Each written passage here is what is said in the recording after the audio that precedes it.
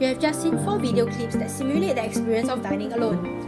If you realize that you feel way more uncomfortable dining alone at the Tembusu Dining Hall as compared to Starbucks, you are not alone. The ethnography I have conducted with female students from NUS revealed that women's skin ego become more vulnerable when dining alone in public, and many factors can exacerbate that feeling, including the size of the tables, the crowd level, and whether there are people you know around you, like in the case of the Tembusu Dining Hall.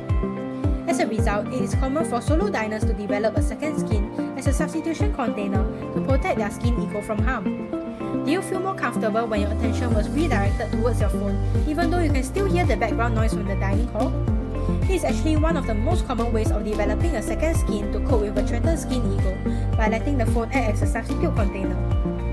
Other ways of developing a second skin when dining alone include choosing locations that function as containers for your skin ego. Going back to the video clips, the small size of the tables in Starbucks can act as a substitution container for developing one's second skin, as compared to large tables at the dining halls, which may cause one to feel exposed. It is also common to sit near the corners when dining alone and let the walls become your second skin. Other than having physical objects to act as one's second skin, sometimes justification for dining alone may also be required.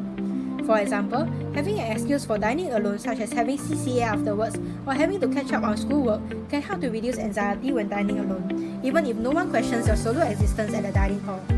This is also why it is easier to dine alone during breakfast hours, as there is greater justification for doing so. For example, people may have lessons early in the morning, or their friends may be sleeping in. However, it is also possible for women's skin ego in relation to solo dining to change over time. In response to others' perceptions, some may learn to develop a thicker skin, while others who were once comfortable solo dining may feel their skin becoming thinner after learning of others' negative perceptions towards solo dining. For example, if you have been told in the past that you look lonely when dining alone, it might cause you to fear dining alone in public now, even if this fear was non-existent in the past. On the other hand, while you might have felt self-conscious dining alone in the past, constant exposure over time can help to reduce that feeling of self-consciousness.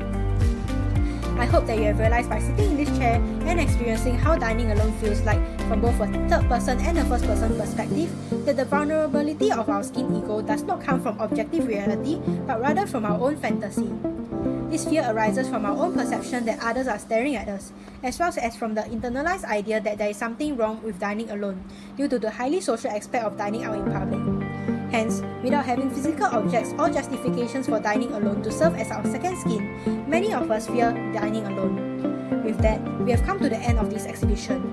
I hope that you have enjoyed the exhibition and gained a deeper understanding of the skin ego and how it can help to explain women's experience solo dining in public. Created using Powtoon.